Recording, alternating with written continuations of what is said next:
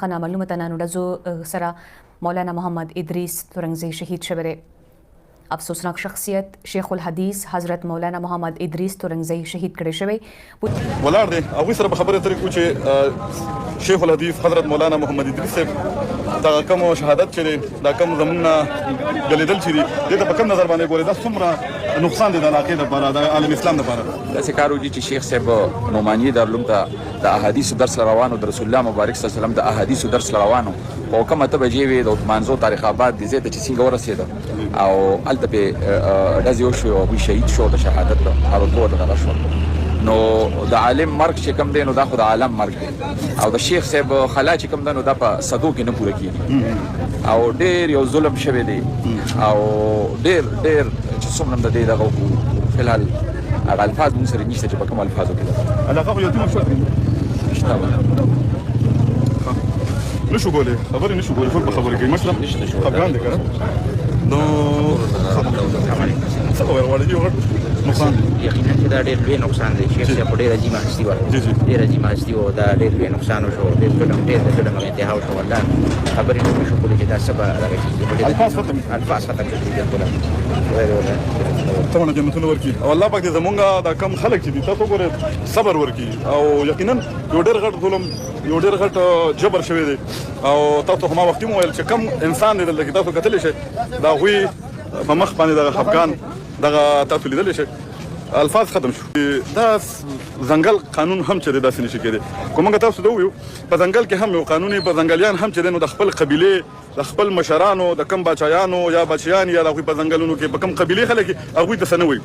خو یو انسان دومره چې دی نو دی بې حسه شو دی دومره ځناورانو نه هم بدتره شو چې دی خپل مشران نه پرېږدي خپل علما کرام صاحبان نه پرېږدي خپل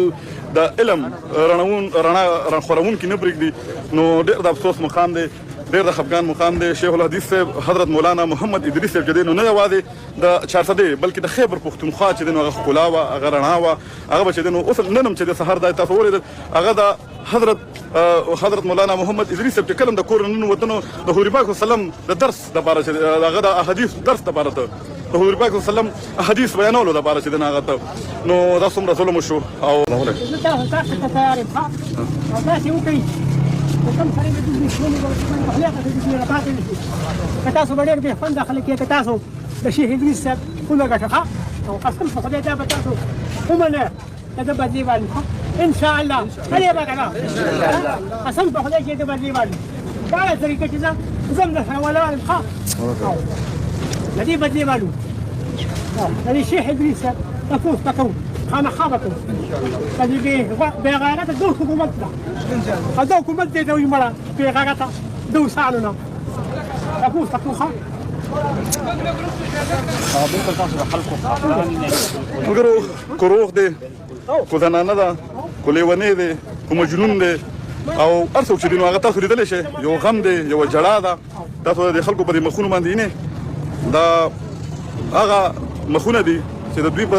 زړه کې دننه چې کوم افسوس درد پروت دی خو هغه دوی بیانولی نشي. وګوره دې مخونو ته دا خفګان دی دا د حضرت شیخ الحدیث حضرت مولانا محمد ادریس صاحب برکات هم هغه پسې خفګان دی دا ټول طالبان دي دا ټول یتیمانان شو ټوله 400 چې دی نو هغه یتیمه شوه.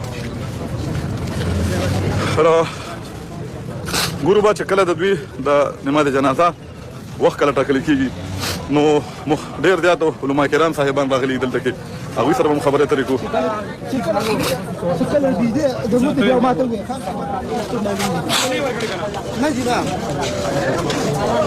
السلام علیکم.